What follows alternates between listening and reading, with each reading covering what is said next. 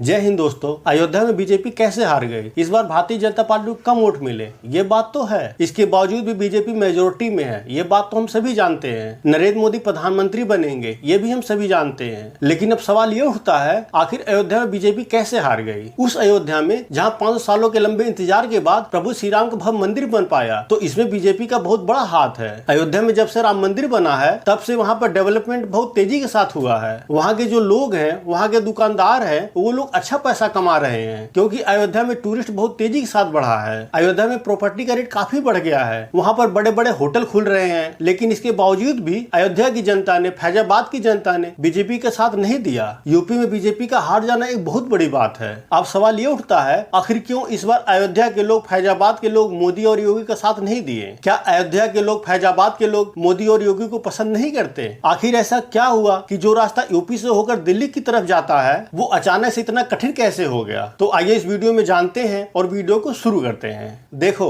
PM Narendra Modi सरकार तो अपनी बनाएंगे, लेकिन ये सरकार गठबंधन की बनेगी और तीसरी बार मोदी पीएम के रूप में अगले 5 साल के लिए दिखाई देंगे। लेकिन 2014 और 2019 के मुकाबले इस बार बीजेपी की जो सरकार होगी वो काफी कमजोर होगी, क्योंकि गठबंधन की सरकार में अक्सर यही होता है कि कोई फैसला लेने के लिए उनको गठबंधन की तरफ देखना पड़ता है। अगर अपनी मर्जी से कोई भी फैसला ले लिया तो वो अपना सपोर्ट खींच लेंगे, जिसकी वजह से सरकार गिर जाएगी। लेकिन अभी तक ऐसा था नहीं। 10 साल से एनडीए की अपनी फुल बहुमत की सरकार थी, तो कोई भी दिक्कत थी नहीं। लेकिन अब चीजें बदल जाएंगी। यूपी ने पूरा का पूरा गेम ही बदल दिया। जिस यूपी में 2019 के इलेक्शन में बीजेपी ने 62 सीटें जीती थी, उसी यूपी में 2014 के इलेक्शन में 80 में से 71 सीटें जीती थी। और आज उसी यूपी में बीजेपी को 40 से भी कम सीटें मिली हैं, जो कि उसी यूपी में योगी आदित्यनाथ बीजेपी का एक बहुत बड़ा चेहरा है। यूपी में बहुत अच्छी उनकी फैन फॉलोइंग है। इसको लेकर वहाँ के हनुमानगढ़ी के महंत राजू दास जी का कहना है, अच्छा हुआ रामायण में राम जी रावण से युद्ध करने के लिए बंदरों और भालू को ही साथ ले गए थे। अगर अयोध्या वालों को ले जाते तो सोने की लंका में, सोने के चक्कर में रावण से भी समझौता कर लेते। अयोध्या में बीजेपी के हारने के 4 मेन वजह है। अयोध्या में जब राम मंदिर बना, उसका उद्घाटन किया गया, वहाँ पर बहुत तेजी के साथ डेवलपमेंट पर काम हो रहा है, बहुत तेजी के साथ काम चल रहा है। जब राम मंदिर बन रहा था तो उसके लिए 14 किलोमीटर का लंबा एक राम पथ बना और एक 10 किलोमीटर की लंबी सड़कें बनाई गई, और इसके अलावा कई किलोमीटर की चौड़ी चौड़ी सड़कें बनाई गई। इन रास्तों में आने वाले जो भी घर थे, दुकानें थी,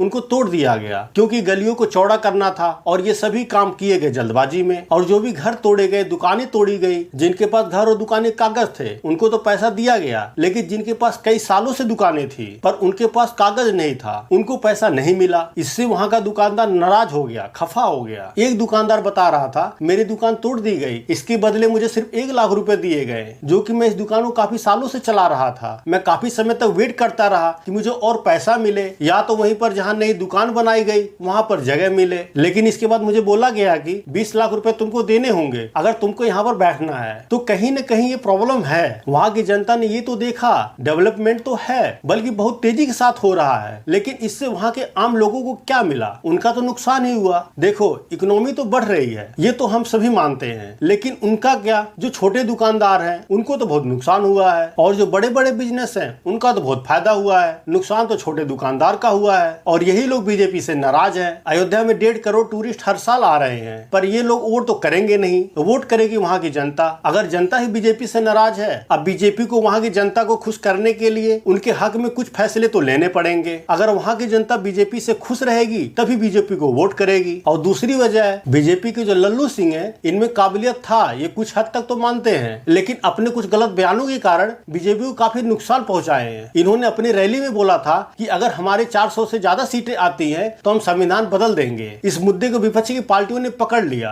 और अपनी रैली में खूब उछाला कि अगर ये लोग सत्ता में दोबारा आ गए तो संविधान बदल देंगे, आपका आरक्षण खत्म कर देंगे। और आम लोगों तक ये बात पहुंचाने में कामयाब हो गए, जिसकी वजह से लोगों के अंदर बीजेपी के लिए नाराजगी आ गई। लोगों को लगने लगा हो सकता है ये संविधान बदल दे, आरक्षण खत्म कर दे, जिसकी वजह से राजपूत और यादव एक होकर एसपी को एक तरफा वोट दिए, और दूसरी तरफ मुस्लिम कम्युनिटी एक होकर कांग्रेस को वोट किया। और तीसरी वजह है, कहा जाता है अगर यूपी को जीत गए तो समझ लो पूरा देश जीत गए, क्योंकि भारत का सबसे बड़ा राज्य है। पिछले 2 इलेक्शन से बीजेपी शानदार तरीके से यूपी से जीतते आ रही थी, लेकिन इस बार बीजेपी के सीनियर लीडर से बड़ी गलती हुई। योगी आदित्यनाथ अपने 35 खास कैंडिडेट की लिस्ट अमित शाह को दिए थे, जिसमें से सिर्फ एक को अप्रूवल मिला, बाकी सबको रिजेक्ट कर दिया गया, जिसकी वजह से ये भी यूपी में हारने का बहुत बड़ा कारण है। और चौथी वजह है रियल सर्टिफाइड। देखो, भगवान राम तो सबके हैं। जब राम मंदिर बना तो सबने अपने अपने हैसियत के हिसाब से योगदान दिया। जैसे इकबाल अंसारी, इन्होंने जमीन डोनेट किया, और सुब्रमण्यम स्वामी, इन्होंने अपने एक इंटरव्यू में कहा है, राम मंदिर का मुद्दा मैंने उठाया था, लेकिन मेरा तो कहीं नाम नहीं आया इसके पीछे। मैं मंदिर के उद्घाटन में भी गया था, लेकिन मुझे अंदर नहीं बुलाया गया, और ना ही मेरा फोटो मीडिया में आया, ना ही कैमरे में आया।